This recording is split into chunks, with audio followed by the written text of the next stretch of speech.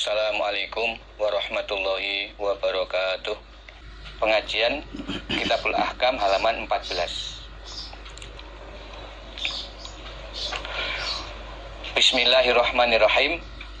Haddatsana Muhammad bin Katsir akhbarana Sufyan an Abdul Malik bin Umar qala, berkata Abdul Malik, haddatsana Abdurrahman bin Abi Bakrah an Abih, dari bapaknya Abdurrahman, annahu, sesungguhnya bapak berarti Abi Bakrah, bapaknya Abdurrahman yaitu Abi Bakrah, kataba, berkirim surat, siapa bapak atau Abi Bakrah, ila ibnihi, kepada anaknya Abi Bakrah. Anaknya Abi Bakrah ini bernama Ubaidillah ibni Abi Bakrah, yang menjadi qadhi atau juru hukum di Sijistan.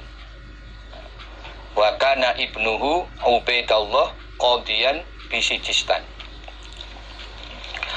Qala, berkata Abi Bakrah, di dalam suratnya Abi Bakrah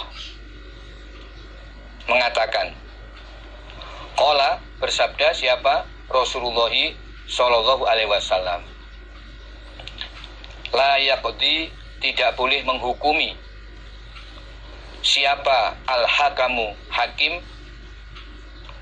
bainasnain, di antara dua orang, wa huwa, dalam keadaan dia hakim, qutban, orang yang marah-marah atau emosi.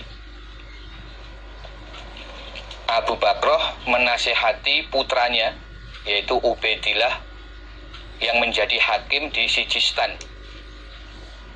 Dia berkirim surat dengan menyampaikan hadis Rasulullah SAW yang berbunyi bahwa seorang hakim tidak boleh menghukumi di antara dua orang yang berperkara dalam keadaan hakim tersebut emosi.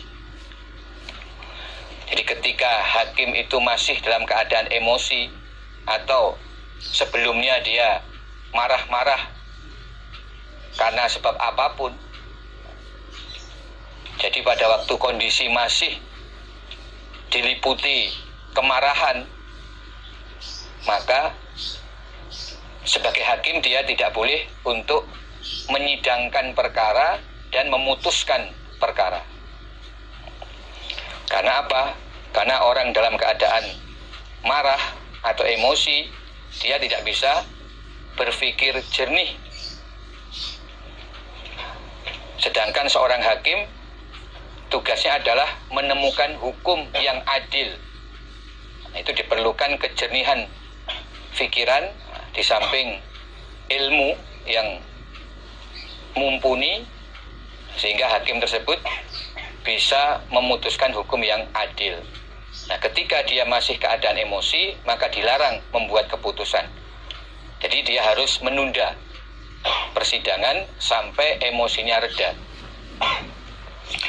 Haddatsana Sa'id bin Amr Al-Hadrami, haddatsana Ismail bin Ayyash, haddatsana Dhamdham bin Zur'ah an Sureh ibni Ubaid an Jubair ibni Nufair wa Katsir ibni Murrah wa Amr ibni Aswad wal Miqdam ibni Ma'di Karibah wa Abi Umamah an Nabi sallallahu alaihi wasallam. Qala, bersabda Nabi, innal amir, sesungguhnya seorang amir. Amir itu maknanya orang yang memerintah.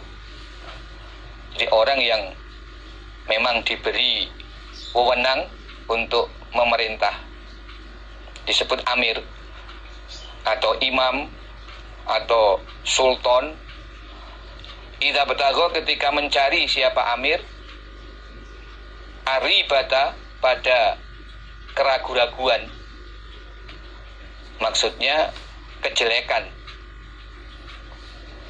finas, di kalangan manusia atau ru'yahnya. afsadahum, maka merusak siapa amir, hum pada mereka, annas atau ru'yah. Seorang amir atau seorang imam ketika dia mencari kejelekan atau kesalahan di kalangan ru'yahnya, berarti dia telah merusak kepada ru'yahnya. Di seorang amir atau imam kalau selalu berusaha mencari kejelekan atau kesalahan-kesalahan dari ru'yah, berarti amir tersebut justru merusak kepada ru'yah. Karena apa? Ya, sesungguhnya tidak ada manusia yang tidak pernah berbuat salah. Ya, ketika seorang manusia berbuat salah, kalau kesalahannya itu tidak diketahui banyak orang, atau Allah menutup kesalahannya, maka dia bisa memohon ampun kepada Allah, bertobat kepada Allah. Dan di kalangan sesama orang iman juga diperintahkan untuk menutup kesalahan saudaranya. Satarahullahu yaumal qiyamah. Barang siapa yang menutup kesalahan saudara sesama Islam atau sama orang iman, maka nanti Allah akan menutup kesalahannya di hari kiamat. Dalam arti Allah akan mengampuni dosa-dosanya. Nah, maka kesalahan-kesalahan atau dosa-dosa pribadi ini tidak bisa sengaja dicari-cari atau disebarluaskan. Nah, cukuplah orang yang berbuat segera melaksanakan taubatnya kepada Allah. Ya, kecuali kalau memang kesalahan itu diketahui banyak orang, sehingga ya harus dilaporkan kepada imamnya atau qadhinya, juru hukumnya, untuk dihukumi. Nah, tetapi ketika tidak ada yang memberikan persaksian kemudian melaporkan kepada amir atau juru hukum tersebut, maka seorang amir tidak boleh secara pribadi langsung mencari-cari kesalahan dari ru'yahnya. Keadaan itu justru akan memberatkan ru'yah, menimbulkan keresahan dan juga kegaduhan, sehingga ya masing-masing pihak itu tidak bisa lancar di dalam melaksanakan kewajiban-kewajiban mereka. Haddatsana Dawud bin Sulaiman al-Askari, haddatsana Muhammad bin Ali Abu Hashim ibni Abi Khidash al-Mausili qala haddatsana Muhammad bin Mihsan an Ibrahim bin Abi Ablah an Abdillah bin Ad-Dailami an Hudzaifah qala Hudzaifah qala bersabda siapa Rasulullah sallallahu alaihi wasallam, la yaqbalu tidak menerima siapa Allah li sahibi bid'atin pada pelaku bid'ah. Bid'ah itu maknanya model baru, atau sama dengan al-ihdath ya. Perkara-perkara dalam urusan ibadah yang tidak ada contohnya dari Rasulullah SAW, atau yang baru dibuat aturannya. Ini sama dengan dalam halaman 3. Dalam kitab ini halaman 3, Nabi bersabda, man ahdatsa fi amrina hadza ma laisa fihi fahuwa raddun. Barang siapa yang membuat perkara baru di dalam urusan kami Nabi, yaitu urusan beribadah kepada Allah. Jadi yang dimaksud perkara baru itulah disebut bid'ah. Istilahnya bid'ah, yaitu model baru dalam urusan peribadatan kepada Allah. Nah, dalam hadis ini diterangkan Allah tidak menerima kepada pelaku bid'ah sauman pada ibadah puasanya, wala juga tidak sholatan pada ibadah sholatnya, wala juga tidak sodakotan pada ibadah sodakohnya, wala juga tidak hajjan pada ibadah hajinya, wala juga tidak umrotan pada ibadah umrohnya,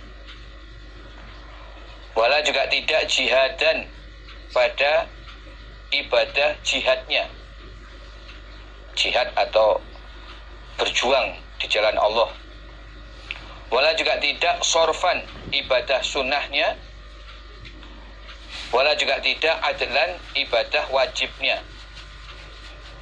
Atau ini bisa dibalik, wala sorfan juga tidak ibadah wajibnya, wala adlan dan juga tidak ibadah sunnahnya.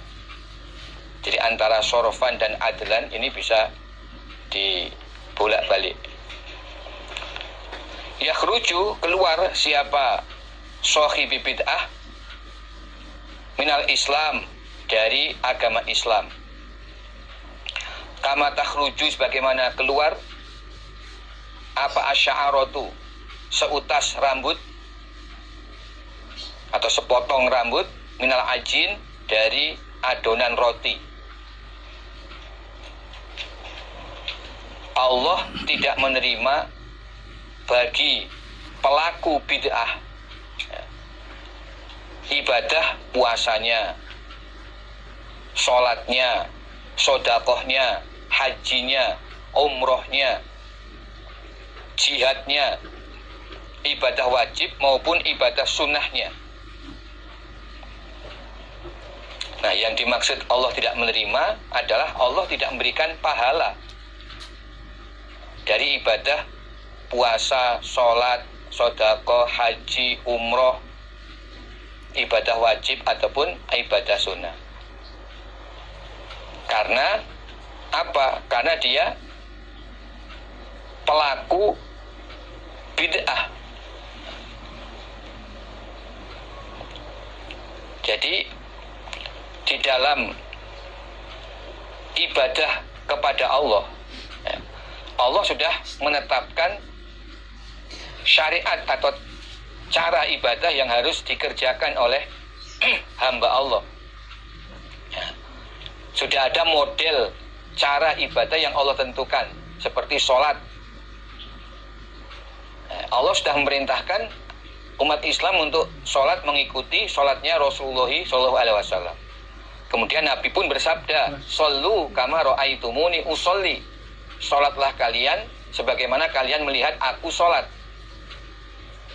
Nabi juga sudah perintah umatnya supaya sholat mengikuti sholatnya Nabi. Maka ketika ada umat Islam yang membuat aturan dalam ibadah sholat di luar tuntunan Rasulullah SAW, itu disebut bid'ah. Itu dilarang oleh Allah. Maka Nabi bersabda, Allah tidak akan menerima pahala sholat orang tersebut. Demikian pula dalam ibadah puasanya, ibadah hajinya, ibadah umrohnya. Karena dalam urusan ibadah tersebut harus benar-benar dilaksanakan secara mukhlis sesuai perintah Allah dan tuntunan dari Rasulullah Shallallahu Alaihi Wasallam. Bahkan Nabi lebih tegas menyatakan pelaku bid'ah itu dihukumi keluar dari agama Islam sebagaimana keluarnya seutas rambut dari adonan roti. Jadi ada seutas rambut dalam sebuah adonan roti. Kemudian kita tarik rambut tersebut, maka adonan roti yang menempel pada rambut itu sedikit demi sedikit akan jatuh sehingga rambut itu bersih, tidak ada bekas dari adonan roti sedikit pun yang menempel. Itu perumpamaan bagi pelaku bid'ah. Dia berdasarkan hadis ini Nabi hukumi keluar dari Islam sehingga tidak ada bekas Islam dalam dirinya. Nah, sabda Nabi ini menunjukkan beratnya dosa pelaku bid'ah. Jadi Nabi menandaskan dia keluar dari Islam sebagaimana keluarnya seutas rambut dari adonan. Itu maksudnya menunjukkan beratnya dosa pelaku bid'ah. Bid'ah tersebut bisa menghapus pahala dari amal-amal ibadah yang dia kerjakan. Hadatsana Abdullah bin Sa'id, hadatsana Bishr ibnu Mansur al-Khayyat, yaitu Abi Zaid an Abil Mughirah an Abdullah bin Abbas qala Rasulullah sallallahu alaihi wasallam, aba menolak siapa Allah, ayyaqbala bahwa menerima siapa Allah, amala sahibi bid'atin pada amalnya pelaku bid'ah, hatta yada'a sehingga meninggalkan siapa pelaku bid'ah bid'atahu pada bid'ahnya, pada amal bid'ahnya. Allah menolak untuk menerima pengamalan pelaku bid'ah. Maksudnya memberikan pahala dengan berbagai macam kefadholannya pahala kepada pelaku bid'ah sampai dia meninggalkan bid'ahnya. Jadi sampai dalam dia melaksanakan sholat, dalam dia melaksanakan ibadah haji, ibadah umroh, ibadah berpuasa, betul-betul sesuai dengan tuntunan Rasulullah SAW, yang tentu dapat kita ketahui dari hasil kita mengaji hadis-hadis Nabi. Ya, kalau dalam hal ibadah yang dimaksud ini ibadah mahdhah, yaitu yang murni ibadah seperti sholat, puasa, zakat, haji, umroh, itu disebut ibadah mahdhah. Memang amalan yang ditujukan untuk melaksanakan kewajiban ibadah kepada Allah, tidak ada hubungannya dengan manusia. Karena ada juga ibadah seperti berakhlakul karimah atau dalam kita bermuamalah, mengadakan hubungan sesama manusia. Itu juga ada aturan-aturan ibadah. Itu bukanlah ibadah mahdhah. Jadi kalau selain ibadah mahdhah, maka boleh membuat aturan-aturan selama tidak bertentangan dengan hukum Allah dan Rasul. Tetapi untuk ibadah mahdhah ini tidak boleh menambah aturan baru, kecuali tuntunan ibadah yang sudah dicontohkan oleh Rasulullah SAW. Nah, segala bentuk aturan baru atau pembaruan dalam ibadah mahdhah, itulah yang disebut bid'ah. Jadi kalau bukan urusan ibadah mahdhah atau tidak ada kaitan dengan ibadah, itu ya tidak ada bid'ah. Ya, contohnya di zaman Nabi tidak ada tidak ada kendaraan. Nah, dulu kendaraannya berupa hewan, onta atau kuda. Sekarang ada kendaraan mobil, bahkan naik pesawat. Nah, itu bukan bid'ah namanya, karena itu tidak ada kaitan sama sekali dengan urusan ibadah. Atau dalam urusan ibadah tetapi bukan ibadah mahdhah. Contohnya dalam bermuamalah, dalam aturan jual beli, dalam transaksi bisnis. Nah, kita dipersilakan membuat jenis transaksi yang tidak ada di zaman Nabi, selama jenis transaksi itu tidak bertentangan dengan hal-hal yang dilarang dalam bertransaksi. Nah, di antaranya ada 7 keharaman dalam bertransaksi. Nah, selama tidak melanggar 7 keharaman tersebut, maka boleh membuat aturan-aturan baru. Nah, dulu kendaraannya berupa hewan, onta atau kuda. Sekarang ada kendaraan mobil, bahkan naik pesawat. Nah, itu bukan bid'ah namanya, karena itu tidak ada kaitan sama sekali dengan urusan ibadah. Atau dalam urusan ibadah tetapi bukan ibadah mahdhah. Contohnya dalam bermuamalah, dalam aturan jual beli, dalam transaksi bisnis.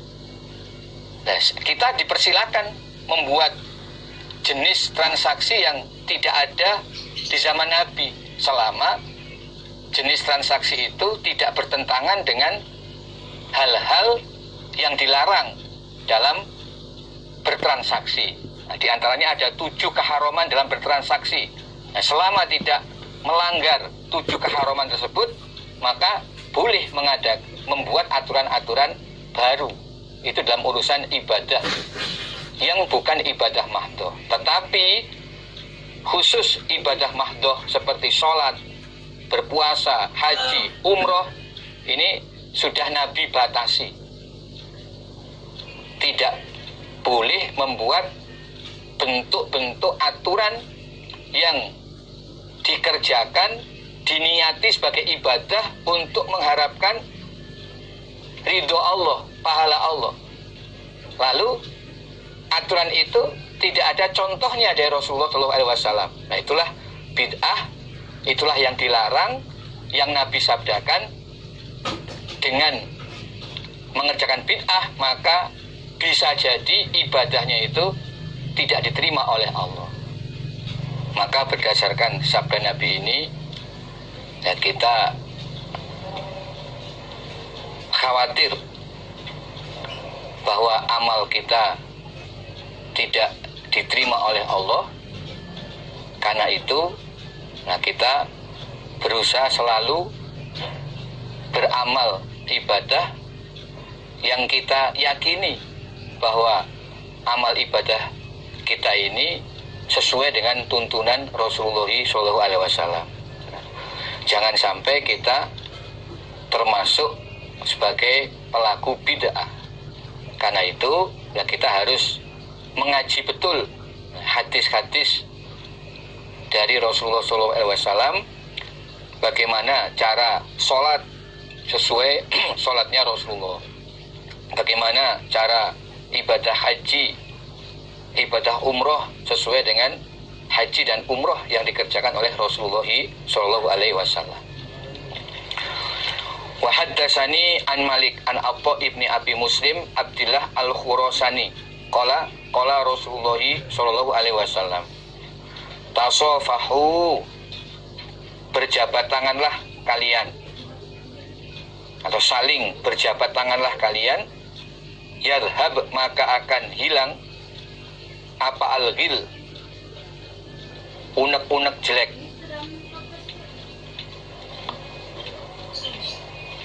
Watahadau, dan saling memberi hadiahlah kalian.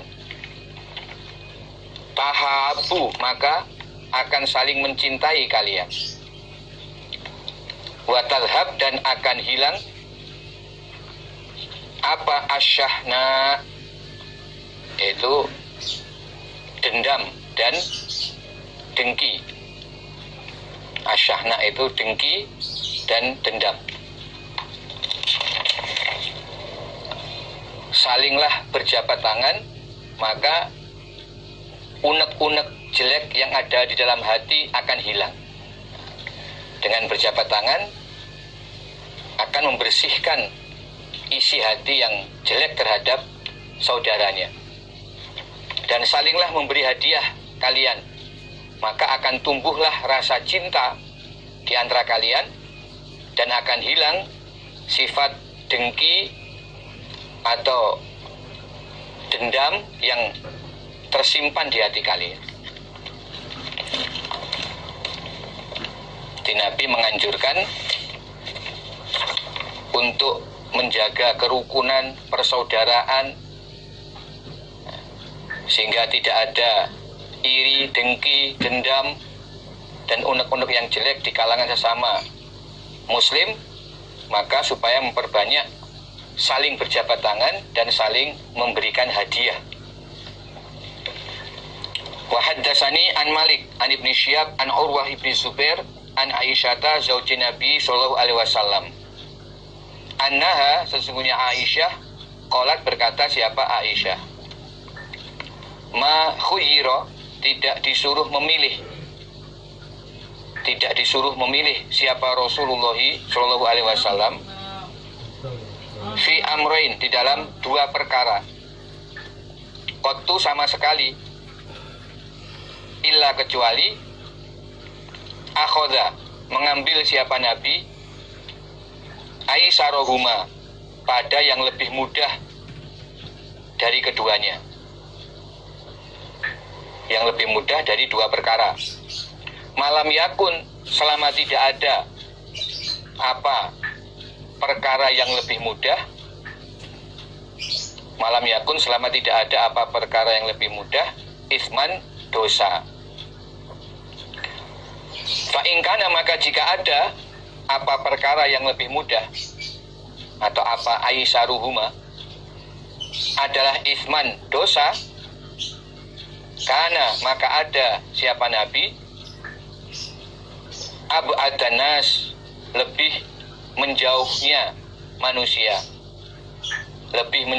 manusia, minhu, dari aisaruhuma, atau dari perkara yang lebih mudah.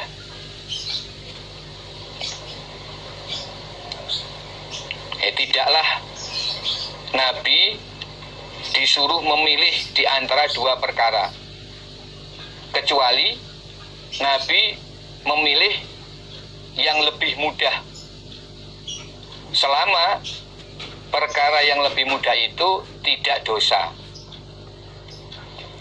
Contohnya, di dalam keadaan musafir atau perjalanan, itu diperbolehkan tidak berpuasa.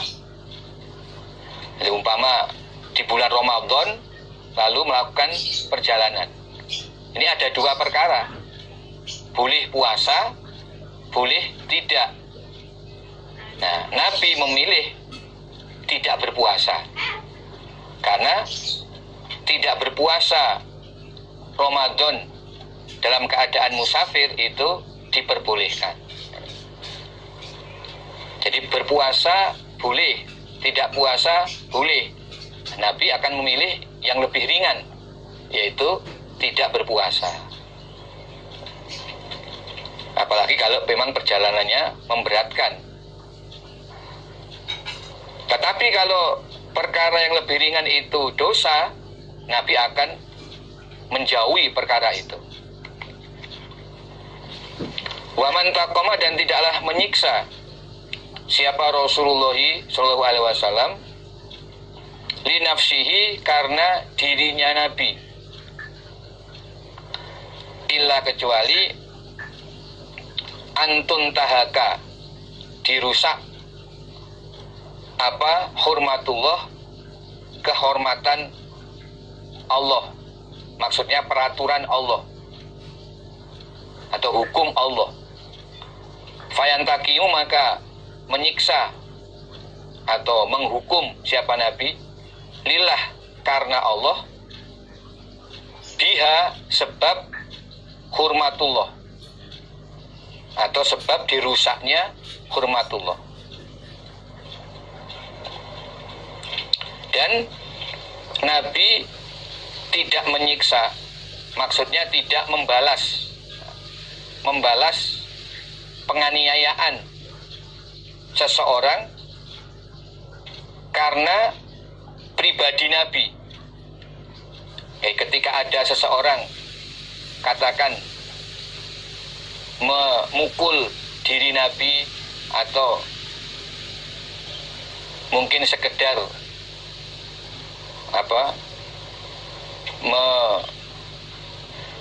mendorong diri Nabi atau mencaci diri Nabi, Nabi tidak membalas untuk menuruti keinginan pribadi Nabi. Jadi Nabi ya sabar menerima itu. Nabi tidak membalas dengan menganiaya ketika Nabi dianiaya, kecuali ketika hukum Allah dirusak.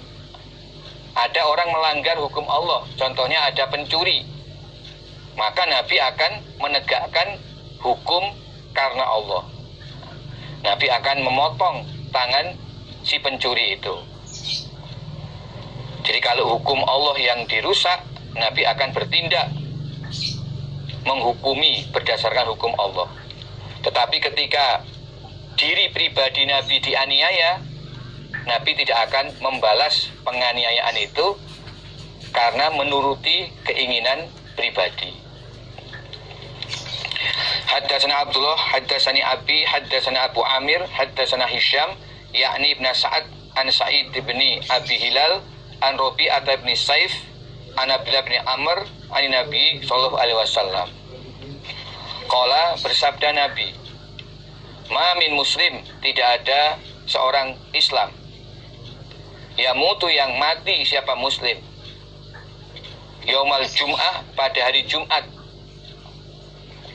au lailatal jum'ah, atau pada malam Jumat, illa, kecuali waqahullah, menjaga pada muslim siapa Allah, fitnatal qabri, pada fitnah di alam kubur. Fitnah di alam kubur maksudnya adalah pertanyaan malaikat di alam kubur. Tidak ada seorang muslim yang mati pada hari Jumat, siang hari Jumat, atau malam Jumat. Jadi Kemis malam Jumat, mulai maghrib ya, sampai terbit fajar di hari Jumat, itu namanya malam Jumat. Mulai terbit fajar sampai sebelum terbenam matahari di hari Jumat, itu disebut hari Jumat. Nah, barang siapa yang mati dalam rentang waktu itu, ya, tidak lain kecuali Allah akan menjaga orang Islam tersebut dari beratnya menjawab pertanyaan malaikat di alam kubur. Jadi Allah akan menuntun seorang muslim tersebut untuk bisa benar di dalam menjawab pertanyaan-pertanyaan malaikat di alam kubur. Dia tidak sampai tergelincir dalam kesalahan atau kekeliruan menjawab pertanyaan-pertanyaan malaikat di alam kubur. Itulah kefadolannya orang Islam yang mati di siang hari Jumat atau di malam Jumat.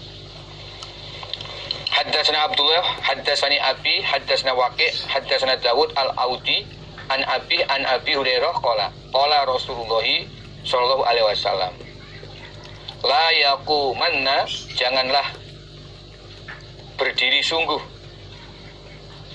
siapa ahadukum, salah satu kalian, ila sholah, pada sholat,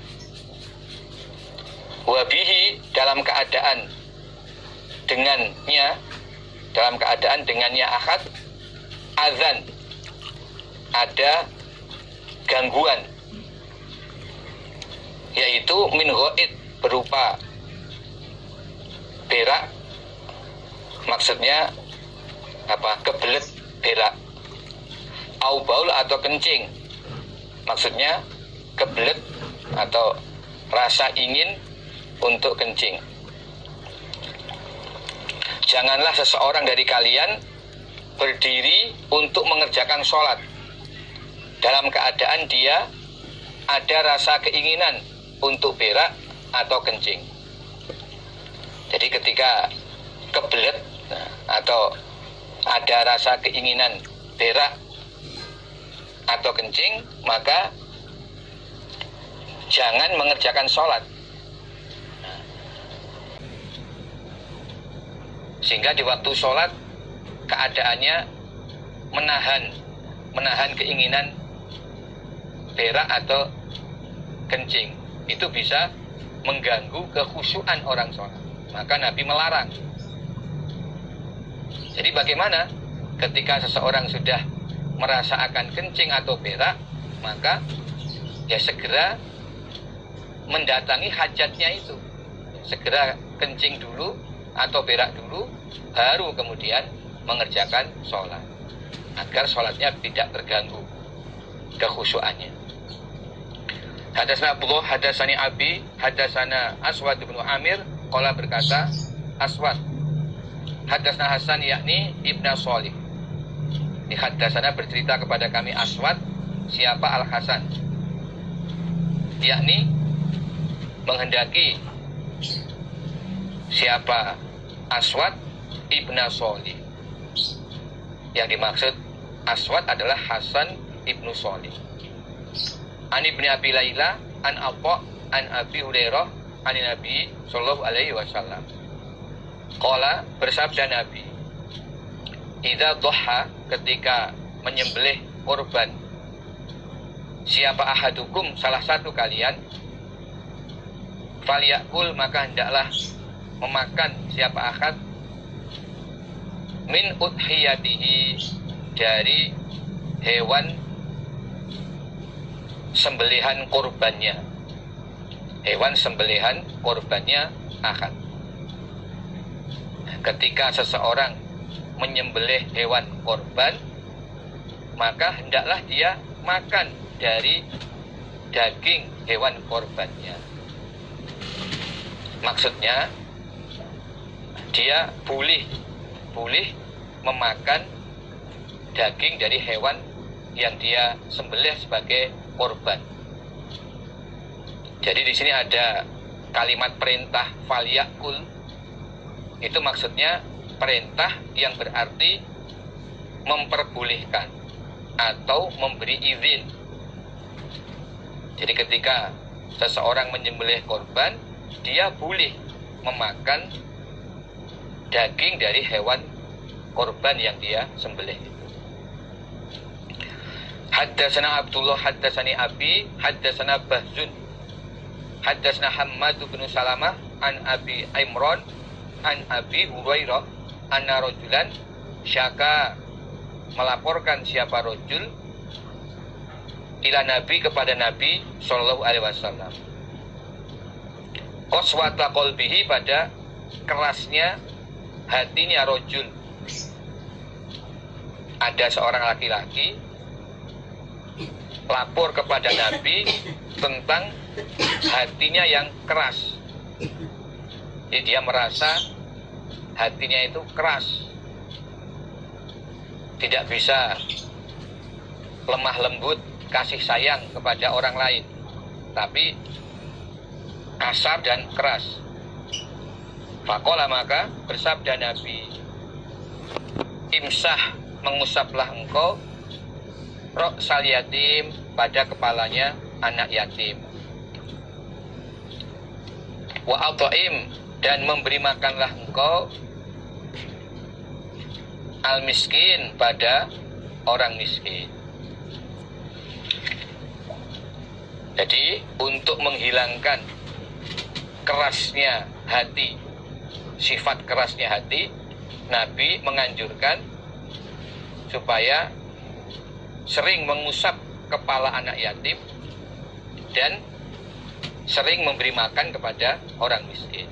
Banyak sedekah dan menyayangi anak yatim dengan mengusap-ngusap rambut kepalanya, itu akan bisa melunakkan hati, menumbuhkan rasa cinta dan sayang di dalam hati kepada orang lain. Wa qala Ibnu Abi Hatim, qara'a membaca alaihi atasku, Ibnu Abi Hatim, siapa? Yunus bin Abdul A'la. Akhbarona, memberi kabar kepada kami Yunus, siapa? Ibnu Wahbin. Akhbaroni Syabib bin Sa'ad an Abil Jauza an Ibni Abbas, qala berkata Ibnu Abbas, qala bersabda siapa? Rasulullah sallallahu alaihi wasallam, lau rahima, seandainya menyayangi siapa? Allah min qaumi Nuh, dari kaum Nabi Nuh, ahadan, kepada seseorang, la rahima, niscaya menyayangi siapa Allah, imro'atan, pada seorang wanita, lama ro'at, ketika melihat siapa wanita itu, alma, pada air, yaitu air banjir, hamalat, maka menggendong dia wanita, waladaha, pada anaknya wanita itu, summa so'idat, kemudian naik siapa wanita, al-jabala, pada gunung, falamma balaghoha, ketika sampai pada gunung, apa? Alma, air, itu air banjir, so'idat, maka menaikkan siapa wanita, bihi, dengan anak, mangkibaha, pada pundaknya wanita itu. Falamma balago, ketika telah sampai apa? Alma, air banjir, mangkibaha, pada pundaknya wanita itu, wadu'at, maka meletakkan siapa wanita, waladaha, pada anaknya wanita, ala roksiha, di atas kepalanya wanita. Falamma balago, ketika telah sampai apa? Alma, air banjir, roksaha, pada kepalanya wanita itu, rofa'at, maka mengangkat siapa wanita, waladaha, pada anaknya wanita, biyadiha, dengan tangannya wanita. Falau rahimallah, maka seandainya menyayangi siapa Allah, minhum, dari mereka kaum Nabi Nuh, akhadan, pada seseorang, la rahima, niscaya menyayangi siapa Allah, hadhil mar'ata, pada perempuan ini. Nabi bersabda, seandainya Allah berkenan memberi rahmat kepada seseorang dari kaum Nabi Nuh yang kafir, tentu Allah akan memberi rahmat kepada seorang wanita yang kafir dari kaum Nabi Nuh, yang ketika dia melihat air banjir, dia menggendong anaknya, digendong di depan dada begini. Kemudian wanita itu naik ke gunung untuk menghindari banjir. Tetapi ketika air banjir juga sampai ke gunung, wanita tersebut mengangkat anaknya di atas pundak agar anaknya selamat dari genangan air banjir. Tapi ketika air banjir mencapai pundaknya, pundak wanita itu, maka dia meletakkan anaknya di atas kepalanya, disunggi di atas kepala. Walaupun dia sudah terendam di air banjir sampai kepalanya, tapi anaknya tetap selamat di atas kepalanya. Nah, ternyata ketika air banjir juga sudah menenggelamkan kepalanya, maka wanita tadi mengangkat anak tersebut dengan kedua tangannya. Jadi angkat begini. Tujuannya agar anaknya selamat, walaupun wanita itu mati tenggelam dilanda banjir. Itu menunjukkan betapa besarnya kasih sayang wanita tersebut sebagai seorang ibu kepada anaknya. Ya. Sampai detik akhir kehidupannya, dia tetap berusaha menyelamatkan anaknya, walaupun dirinya sendiri sudah tidak bisa tertolong, tenggelam air banjir. Nah, dia masih berusaha agar anaknya bisa selamat. Tapi toh dengan demikian, ya anaknya tetap tidak selamat. Ya, karena banjir itu menggenangi seluruh dunia, sampai semua orang kafir mati tenggelam, kecuali orang iman yang ikut dalam perahu Nabi Nuh yang selamat. Selain itu semua mati tenggelam, termasuk wanita dan anak. Nah, tetapi dalam hadis ini Nabi menjelaskan begitu besarnya kasih sayang seorang ibu yang kafir kepada anaknya. Nah, seandainya Allah bisa memberikan rahmatnya kepada orang kafir dari kalangan kaum Nabi Nuh, maka yang Allah pilih untuk mendapatkan rahmatnya Allah itu adalah wanita tersebut. Nah, tetapi sudah menjadi ketentuan Allah bahwa rahmat atau kasih sayang Allah itu hanya Allah berikan kepada orang-orang yang beriman. Wa kanallahu bil mu'minina rahima. Jadi Allah itu hanya memberikan rahmat kepada orang-orang yang beriman. Allah tidak bisa memberikan rahmatnya kepada orang yang kafir. Nah, itu ya, walau bagaimanapun besarnya kasih sayang ibu kepada anaknya, tapi Allah tetap tidak bisa memberi rahmat kepada ibu tersebut, karena ibu itu tergolong orang yang kafir kepada Allah.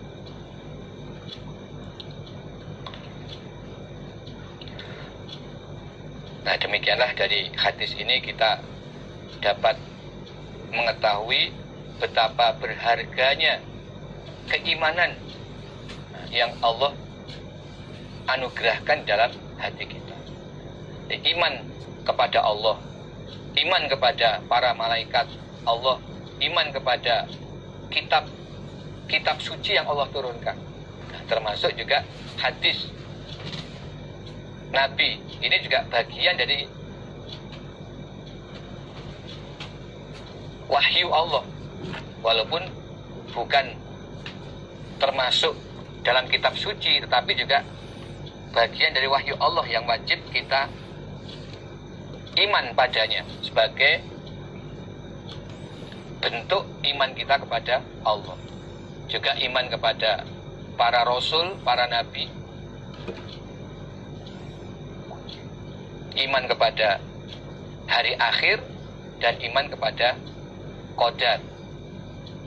Nah, kemudian iman itu dibuktikan dengan kita menjalankan kewajiban-kewajiban yang sudah Allah tentukan berdasarkan syariat Dimulai dari kewajiban sholat 5 waktu, puasa Ramadan, zakat, ibadah haji bagi yang telah mampu sekali dalam seumur hidup, dan masih banyak kewajiban-kewajiban Allah yang lain yang perlu kita ketahui dengan cara kita mengkaji Al-Quran dan Al-Hadis. Sehingga dengan menjalankan kewajiban-kewajiban itulah bentuk wujud dari keimanan yang ada dalam hati kita. Nah, dengan iman itu maka Allah akan memberi rahmat atau kasih sayangnya kepada kita, baik di dunia sampai di akhirat. Nah, adapun ketika kita tidak mendapatkan hidayah berupa iman ini, maka ya kita akan kehilangan kesempatan mendapatkan rahmat Allah, kasih sayang Allah di dunia sampai di akhirat. Ya. Bagi orang yang tidak beriman hanya berhak mendapatkan rahmat Allah di dunia saja, yaitu karena Allah punya sifat Ar-Rahman.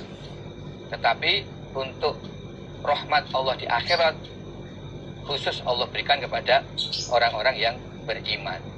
Jadi orang beriman itu berhak mendapatkan rahmat Allah di dunia sampai di akhirat. Haddatsana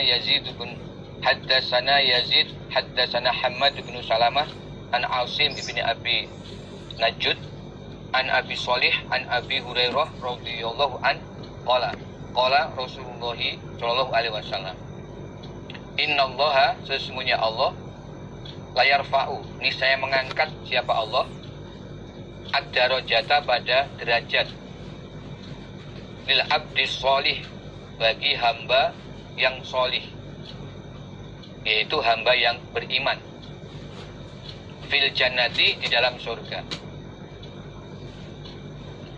Fayaqulu, maka berkata hamba, ya Rabbi, wahai Tuhanku,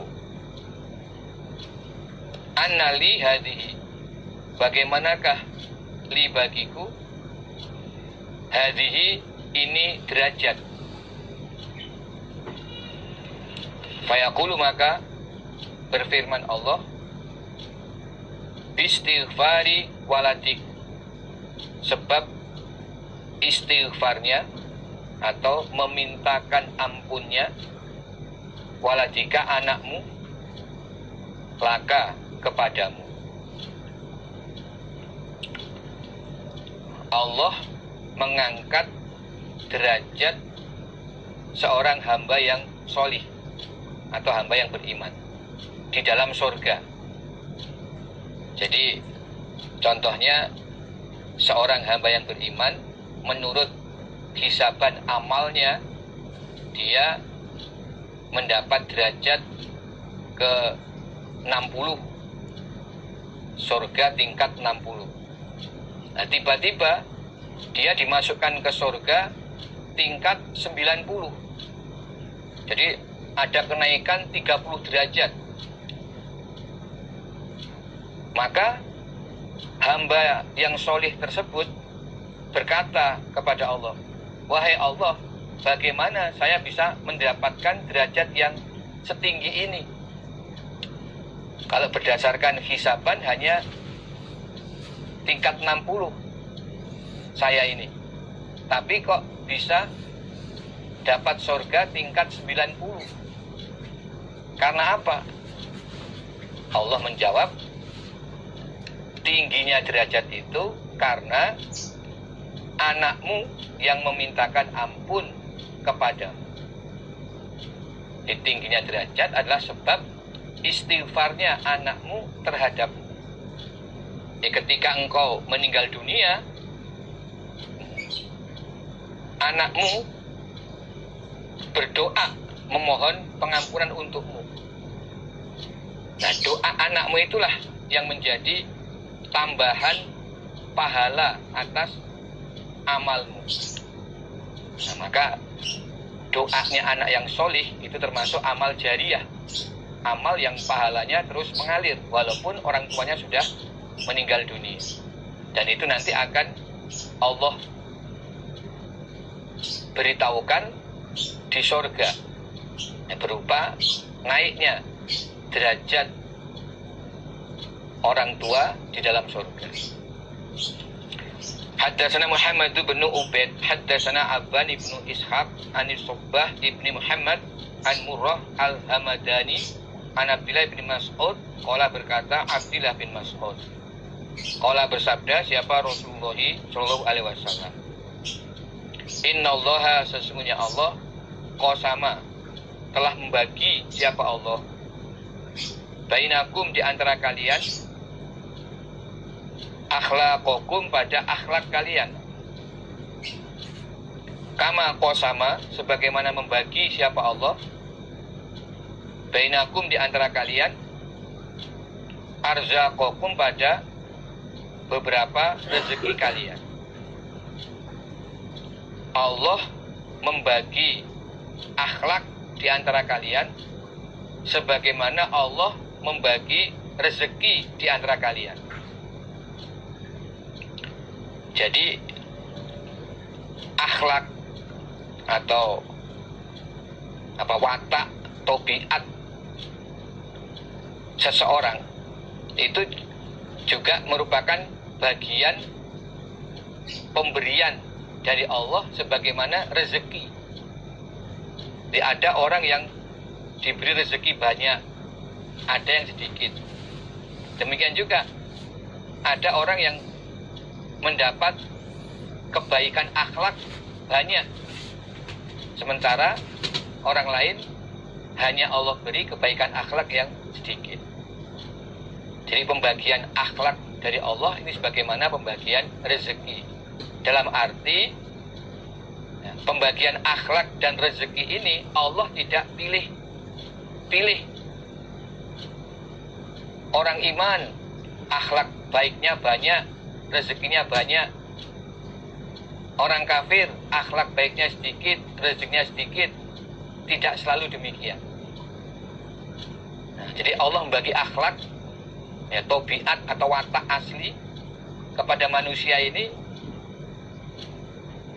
tidak pandang iman atau kafir.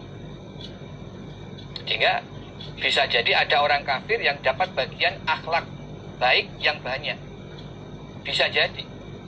Atau sebaliknya ada orang iman yang dapat pembagian akhlak baik hanya sedikit, sebagaimana orang iman dapat rezeki yang sedikit. Nah, demikianlah Allah membagi akhlak di kalangan umat manusia. Wa inna Allah dan sesungguhnya Allah yu'ti memberi siapa Allah ad-dunya pada dunia man kepada orang yuhibbu yang senang siapa Allah waman dan kepada orang la yuhibbu yang tidak senang siapa Allah.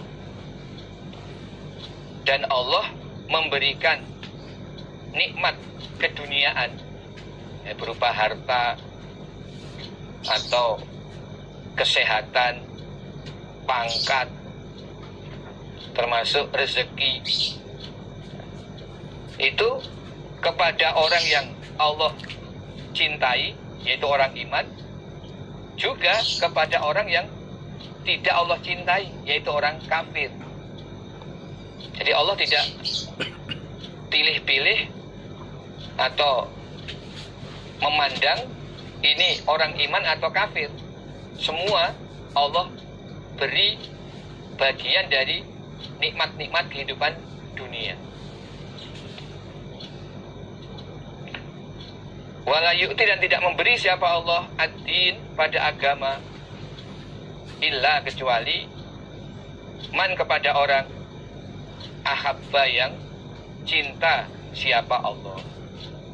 Dan Allah tidak memberikan kefahaman agama kecuali orang yang Allah cintai, yaitu orang yang beriman. Faman maka barang siapa atau yang memberi hu pada man, hu pada orang siapa Allah ad-din pada agama, faqad ahabbahu, maka sungguh mencintai siapa Allah hu pada orang tersebut. Barang siapa yang Allah beri kefahaman agama atau keimanan, berarti Allah mencintai orang tersebut. Jadi dalam hadis ini Allah menjelaskan bahwa pemberian Allah berupa keimanan atau agama hanya Allah berikan khusus kepada orang yang Allah cintai. Sedangkan pemberian Allah berupa kenikmatan-kenikmatan dunia, termasuk rezeki dan akhlak atau watak atau tabiat, itu Allah berikan kepada semua manusia, dengan Allah tidak membedakan antara orang iman dan kafir.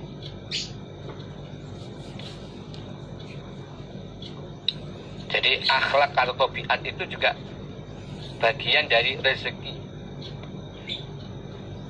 Nah, hanya bagi orang iman, ya, dengan imannya kepada Allah, kemudian menumbuhkan rasa takwa kepada Allah, akan bisa memperbaiki akhlaknya.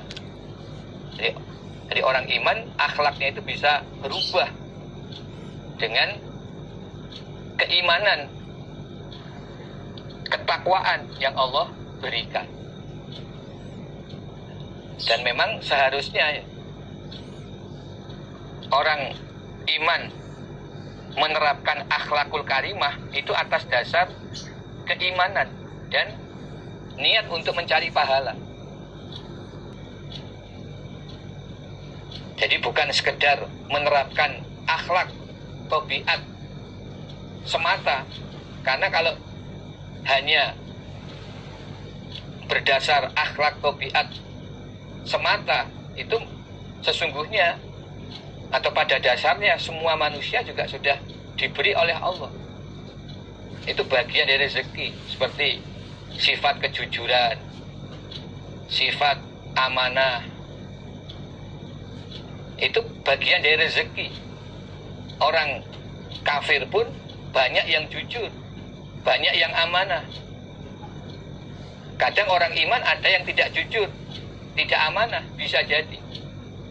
Nah, tetapi dengan keimanan, ketakwaan pada Allah, nah, kita diperintah untuk jujur, diperintah untuk amanah.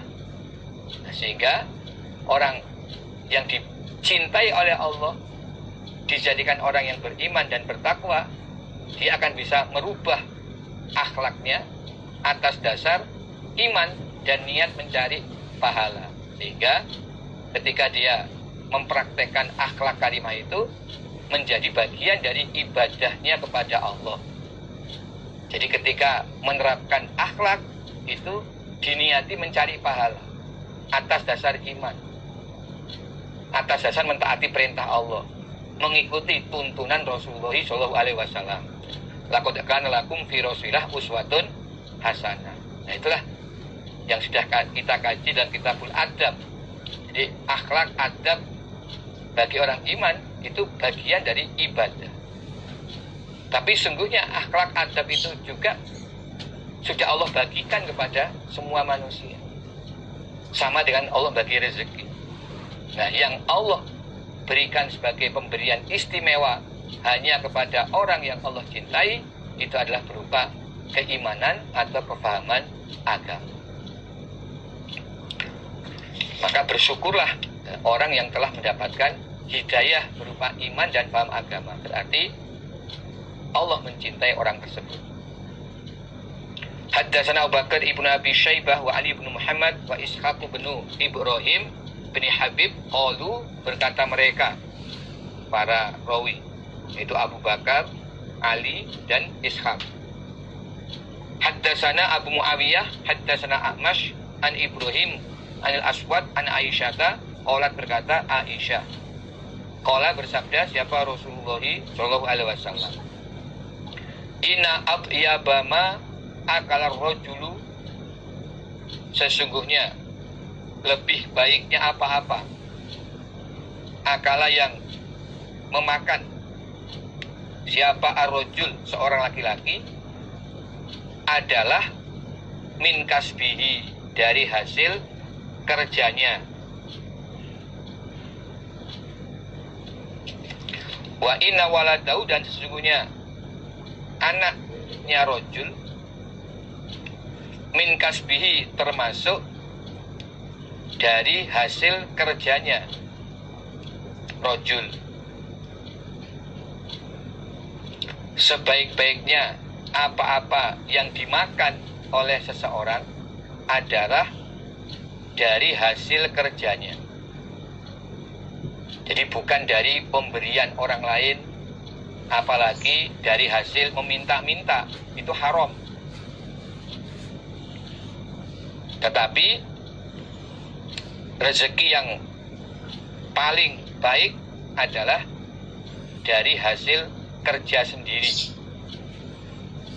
Jadi hadis ini menganjurkan kepada seorang muslim untuk bekerja. Untuk bekerja. Bekerja itu juga bagian dari ibadah. Karena hasil kerja itu akan menjadi rezeki yang terbaik untuk dimakan. Dimakan dari hasil keringatnya sendiri, itu adalah hasil yang terbaik.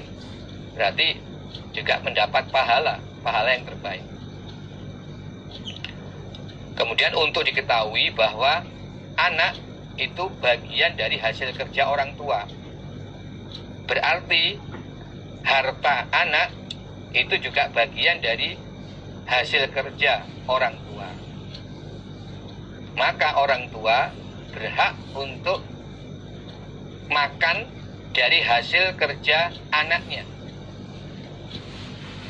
Jadi orang tua berhak makan dari hasil kerja anaknya. Karena anak itu merupakan bagian dari hasil kerja orang tua. Jadi orang tua punya hak atas hasil kerja anak. Tapi ini juga terbatas hak untuk kebutuhan pokok seperti makan. Karena dalam hadis ini kan yang disebut makan, ma'akala rojul, tentang makan. Orang tua juga berhak makan dari hasil kerja anaknya tanpa izin anaknya. Tetapi kalau mengambil harta milik anak itu tetap tidak boleh. Jadi untuk hak kepemilikan antara anak dan orang tua itu masing-masing punya hak sendiri-sendiri yang sudah diatur. Tidak bisa orang tua mengambil sekehendaknya atas harta milik anaknya. Jadi yang diterangkan dalam hadis ini terbatas makan atau kebutuhan pokok dari orang tua itu bisa dicukupi dari hasil kerja anak. Tapi di luar kebutuhan pokok tetap masing-masing dari anak dan orang tua punya hak atas harta pribadi. Hadatsana Hisham ibnu Ammar, hadatsana Ismail ibnu Ayyash an Bajir ibn Sa'ad an Khalid ibn Ma'dan an Al-Miqdam ibn Ma'di Kariba Az-Zubaydi an Rasulillahi sallallahu alaihi wasallam. Qala, bersabda Nabi, maka sabah, tidaklah bekerja siapa ar-rajul, seorang laki-laki, kasban pada suatu pekerjaan, atau iyaba yang lebih baik, min amaliyatih, dari pekerjaan tangannya rojul. Tidaklah seseorang bekerja dengan mendapatkan hasil pekerjaan yang lebih baik daripada pekerjaan yang dia lakukan sendiri. Jadi amaliyatih maksudnya pekerjaan yang dia lakukan sendiri. Bukan berarti pekerjaan itu harus dikerjakan dengan tangan. Bukan, maksudnya yadi itu dia lakukan sendiri, bukan hasil pemberian orang lain. Jadi hasil kerja yang terbaik adalah dari hasil bekerja sendiri, bukan pemberian orang lain atau hasil minta-minta. Wa ma anfaqa, dan apa-apa yang menafkahkan atau membiayai siapa arrojul, seorang laki-laki, ala nafsi, atas dirinya rojul, wahli, dan istrinya rojul, wawaladi, dan anaknya rojul, wa khotimihi, dan pelayannya rojul, fahuwa, adapun ma adalah sodakotun, sodako, maksudnya berpahala. Jadi apa saja yang dinafkahkan oleh seorang laki-laki atas dirinya sendiri, contohnya dia membeli baju, dia membeli makanan untuk dia makan sendiri, dan untuk keluarganya atau istrinya, membeli makanan untuk istrinya, membeli baju untuk istrinya, juga untuk anaknya dan pelayannya, maka semua itu merupakan sodakoh. Jadi mendapat pahala sebagaimana sodakoh. Ya, walaupun itu sebenarnya kewajibannya. Nah, jadi seseorang mengeluarkan uang untuk membeli makanan yang dia makan sendiri, makanan yang menyehatkan, vitamin, membeli baju, membeli kendaraan, itu juga menjadi sodakoh bagi dirinya sendiri. Maksudnya Allah juga memberikan pahala atas uang yang dia keluarkan untuk mencukupi kebutuhan pokok dirinya, istrinya, anaknya, maupun pelayannya. Berarti sodakoh itu bukan hanya sodakoh fi sabilillah, tapi diawali justru dari sodakoh untuk dirinya sendiri. Haddatsna Hisham bin Ammar, haddatsna Ismail ibnu Ayyash, an Umarah ibni Ghaziyah, an Rabi'ah ibni Abi Abdurrahman, an Abdul Malik ibni Sa'id al-Ansori, an Abi Humaid as-Sa'idi, qala Rasulullah sallallahu alaihi wasallam, ajmilu, memperbaikilah kalian, fi tolabid dunia, di dalam mencari dunia, maksudnya rezeki di dunia. Fa inna kullan, maka sesungguhnya tiap-tiap orang, muyassarun, dimudahkan, lima khuliqolah, pada apa-apa, khuliqo, yang diciptakan, siapa kullan, siapa orang, lahu, pada ma, atau lima pada apa-apa, khuliqo, yang diciptakan apa ma, lahu, bagi kulan, tiap-tiap orang. Bisa dibalik. Jadi berbuat baiklah kalian di dalam mencari rezeki dunia. Maksudnya carilah rezeki dengan cara yang halal. Jangan mencari rezeki dengan cara yang haram. Karena setiap orang sudah dimudahkan pada qadar rezekinya. Jadi walaupun berusaha untuk mencari rezeki sebanyak-banyaknya, sampai berani menerjang keharaman, kalau memang qadarnya hanya mendapat sedikit, ya rezekinya tetap sedikit.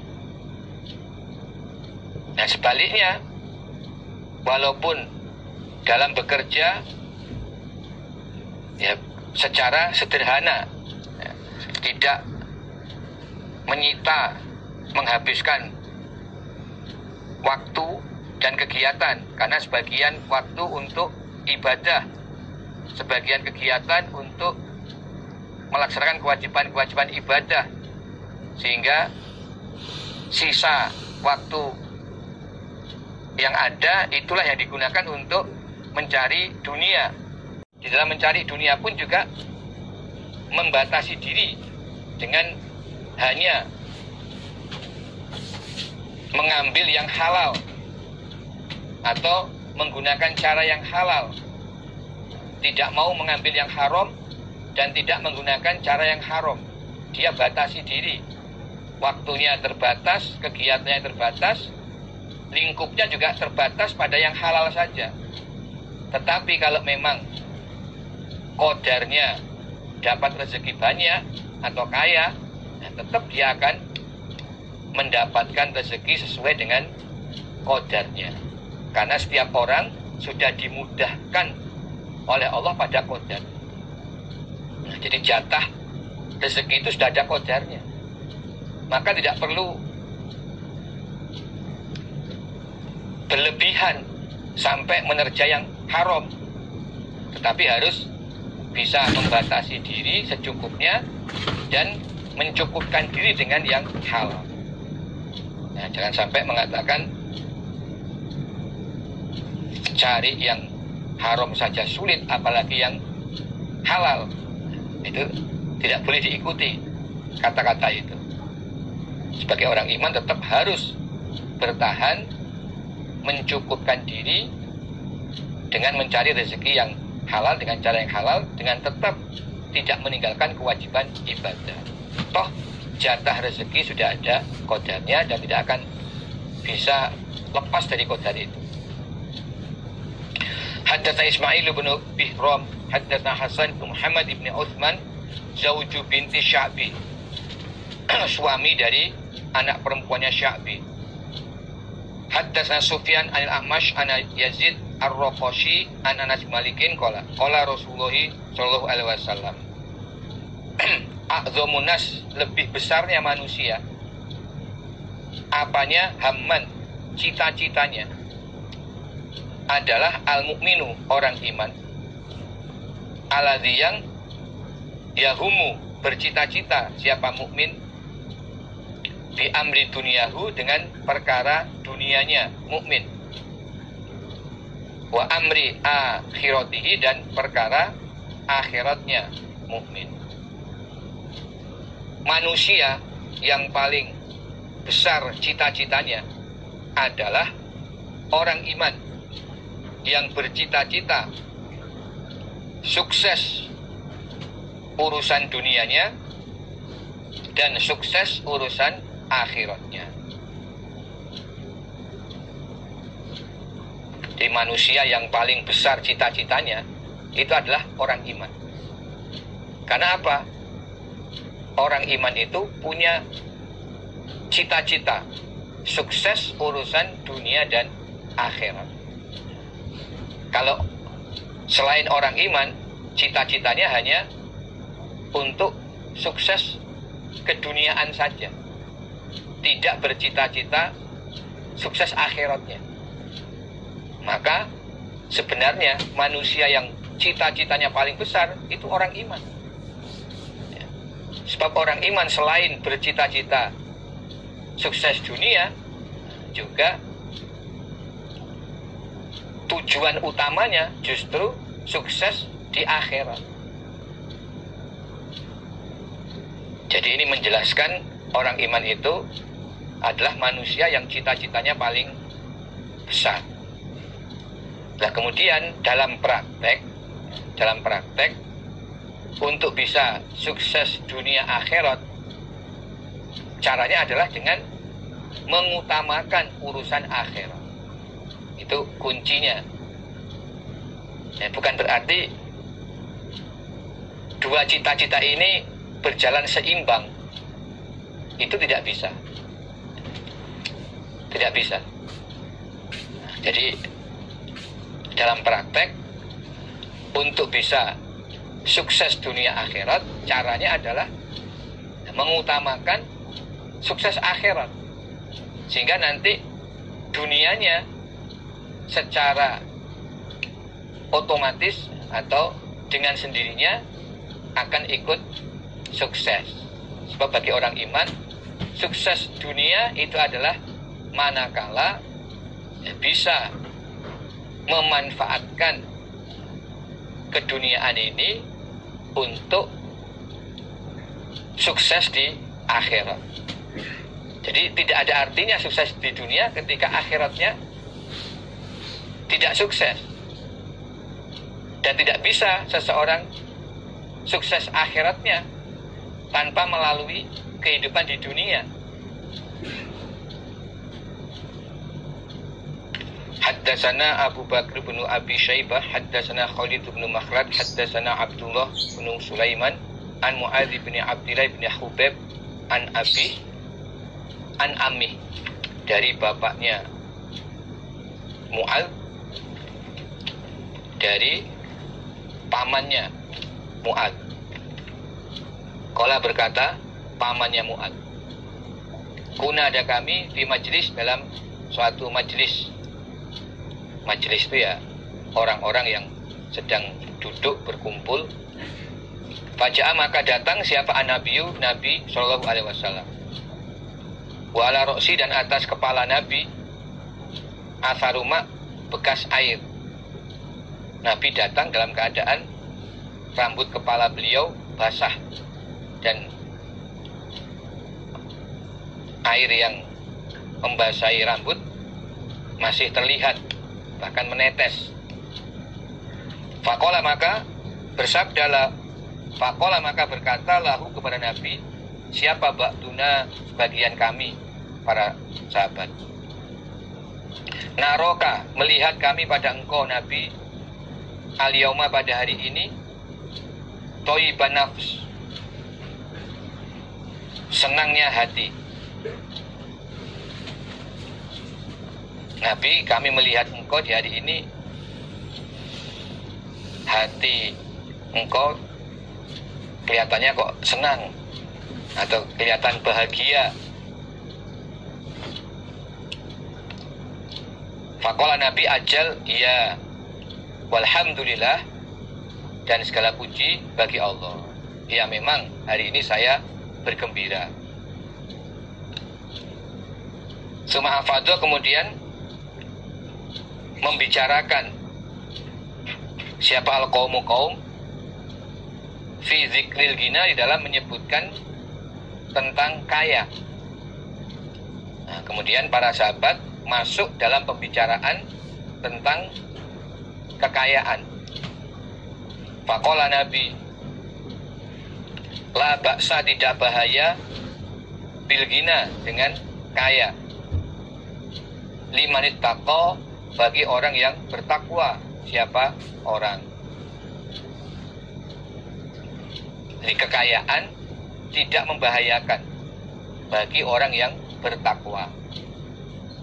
Selagi orang itu bertakwa kepada Allah, maka seberapa banyak Allah memberi dia kekayaan, itu tidak membahayakan dirinya. Bahkan justru bisa menambah manfaat dan barokah dari kekayaan itu. Wasihah, adapun kesehatan, limanit taqwa, bagi orang yang bertakwa, khairun, lebih baik, minal ghina, daripada kekayaan. Dan sesungguhnya kesehatan bagi orang yang bertakwa lebih bermanfaat daripada kekayaan.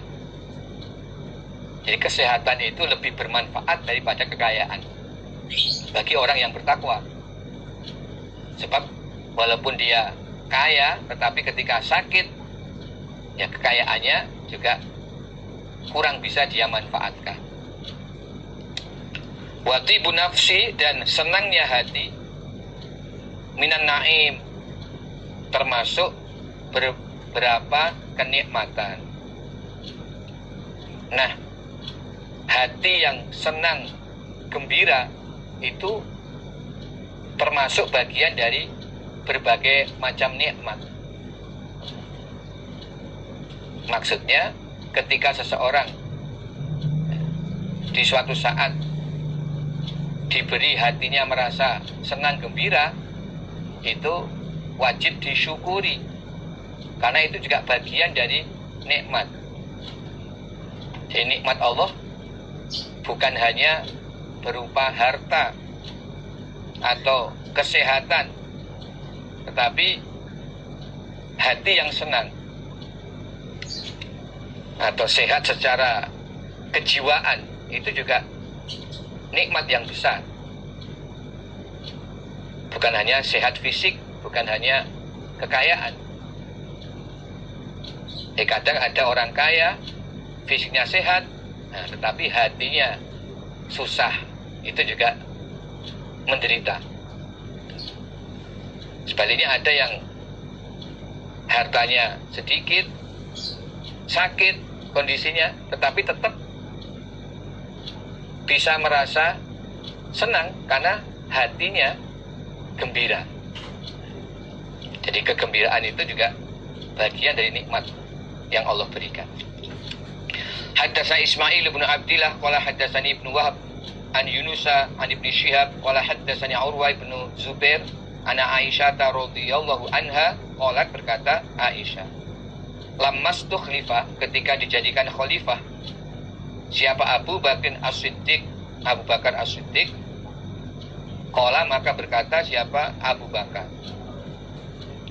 laqad alima, sungguh telah tahu siapa kaumku, ana hirfati, sesungguhnya pekerjaanku, lam takun, tidak ada apa pekerjaan, tu'jizu, melemahkan apa pekerjaan, an ma'unati ahli, dari membiayai keluargaku, wa syughiltu, dan disibukkan aku, bi amril muslimin, dengan urusannya orang-orang Islam atau perkaranya orang-orang Islam. Fa sayakulu, maka akan memakan siapa alu Abi Bakrin, keluarga Abu Bakar,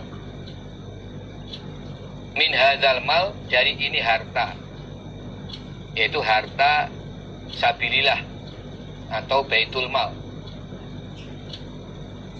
Wayah tarifu, dan bekerja siapa Abu Bakar, lil muslimin, bagi orang Islam,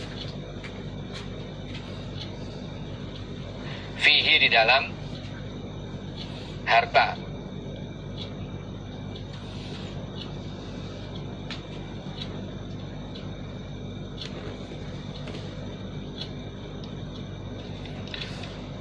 Jadi ketika Abu Bakar As-Siddiq radhiyallahu anhu dijadikan sebagai khalifah, beliau berkhutbah atau berkata,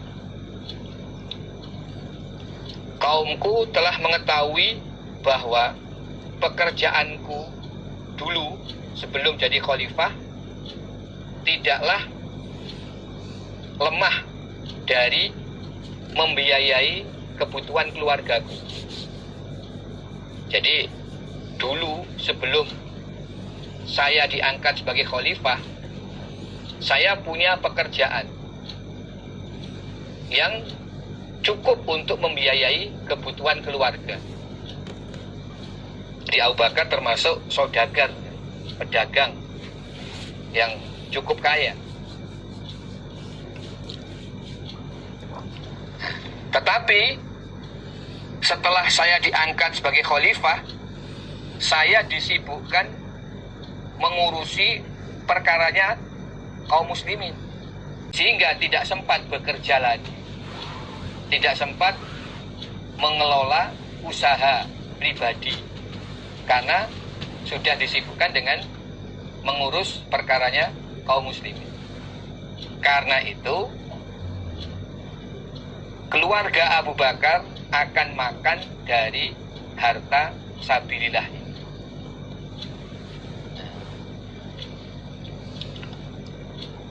Itulah yang diucapkan oleh Abu Bakar setelah dijadikan khalifah. Nah, dengan demikian wayah tarifu lil muslimin fi, berarti Abu Bakar bekerja untuk kaum muslimin di dalam harta sabilah yang dia ambil untuk mencukupi kebutuhan keluarganya atau untuk membiayai keluarganya.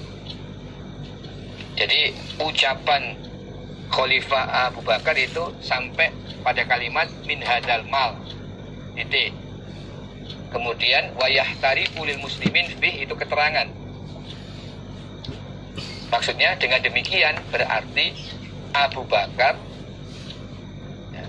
bekerja untuk kaum muslimin dan dia mendapatkan upah dari uang sabilillah sesuai dengan kadar pekerjaannya mengurus kaum muslimin. Dengan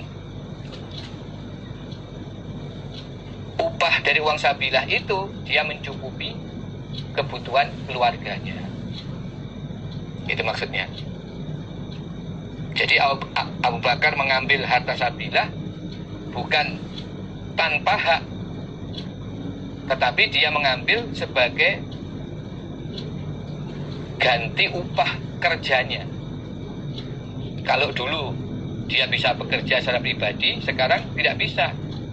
Nah, dia bekerja untuk mengurusi urusan kaum muslimin, maka sebagai upah sesuai dengan kadar kerjanya tersebut, keluarganya memakan dari harta sabil. Jadi itu halal ya, untuk khalifah dan orang-orang yang memang bergerak untuk mengurusi urusan fi sabilillah. Haddatsana Ibrahim bin Musa akhbarana Isa an Faur an Khalid ibni Ma'dan anil Miqdam radhiyallahu anhu an Rasulillah sallallahu alaihi wasallam. Qala, bersabda Nabi, ma'akala tidak makan siapa ahadun seseorang aman pada makanan qattu sama sekali khairon yang lebih baik min ayakula daripada makan siapa ahad min amaliyatihi dari pekerjaan tangannya ahad. Tidaklah seseorang makan makanan yang lebih baik daripada dia makan dari hasil kerjanya sendiri, bukan dari hasil minta-minta atau pemberian orang lain. Wa inna Nabi Allah, dan sesungguhnya Nabi Allah Dawud alaihissalam, Nabi Daud alaihissalam, karena ada siapa Nabi Daud, yakulu makan siapa Nabi Daud, min amaliyati dari pekerjaan tangannya sendiri. Nabi Daud alaihissalam juga makan dari hasil kerjanya sendiri. Jadi antaranya pada waktu masih remaja Nabi Daud menggembala. Jadi pada waktu Nabi Daud membunuh Jalut itu keadaannya masih sebagai penggembala. Nah kemudian setelah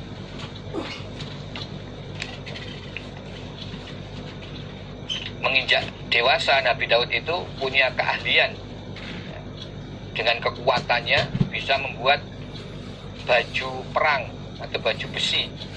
Dengan kekuatan tangannya bisa membengkok-bengkokkan besi, lalu dia buat baju untuk digunakan sebagai baju perang. Itu juga termasuk pekerjaan.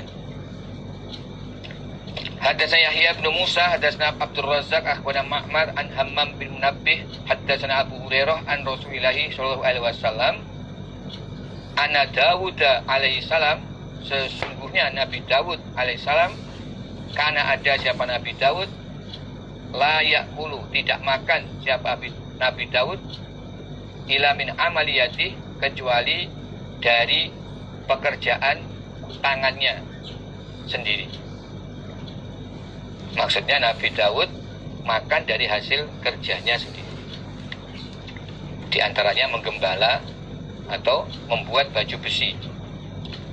Haddatsana Yahya bin Bukair, haddatsana Lais an Uqail an Ibnu Syihab an Abi Ubaid maula Abdurrahman ibni Auf anahu sesungguhnya Abi Ubaid.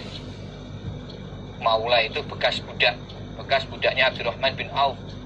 Sami'a mendengar siapa Abi Ubaid?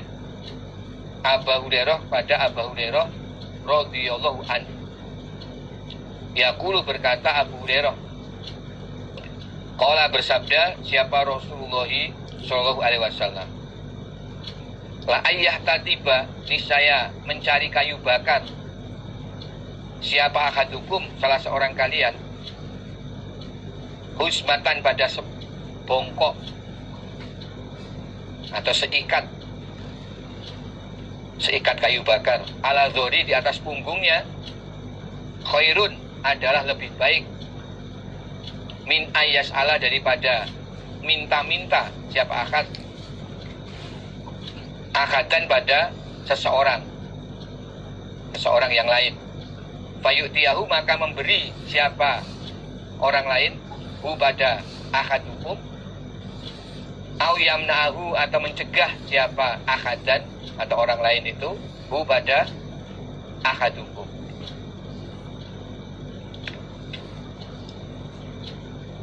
Seseorang dari kalian mencari kayu bakar, kemudian memikul seikat kayu bakar di atas punggungnya, adalah lebih baik baginya daripada dia meminta-minta kepada orang lain. Nah, ketika dia meminta-minta kepada orang lain, terkadang orang lain itu memberi kepadanya atau terkadang juga tidak memberi. Jadi kalau minta-minta itu ada dua kemungkinan, berhasil diberi atau bisa juga ditolak permintaannya, tidak diberi. Itu kalau minta-minta. Tetapi kalau bekerja, walau dengan mencari kayu bakar itu pasti dapat hasilnya. Berapapun hasilnya itu masih lebih baik daripada hasil minta-minta yang belum pasti. Hadatsana Muhammad bin Yahya, hadatsana Muhammad bin Abdullah Al-Khuzai wal Hajjaj wal Haitsam bin Jamil qalu berkata mereka Muhammad, Hajjaj dan Haitsam. Hadatsana Ahmad an Thabit an Abi Rafi' an Abi Hurairah anna Rasulullah sallallahu alaihi wasallam qala bersabda Nabi, karena ada siapa Zakaria, Nabi Zakaria adalah najjaron, tukang kayu. Nabi Zakaria itu profesinya adalah tukang kayu. Berarti juga bekerja dan mendapatkan hasil kerja, kemudian makan dari hasil kerjanya sendiri. Demikianlah pengajian kita pada malam hari ini, beberapa hadis tentang berbagai hukum. Semoga Allah memberikan manfaat dan barokah. Alhamdulillah jazahumullahu khaira. Alhamdulillah jazakumullahu khaira. Kurang lebihnya kami mohon maaf yang sebesar-besarnya. Assalamualaikum warahmatullahi wabarakatuh.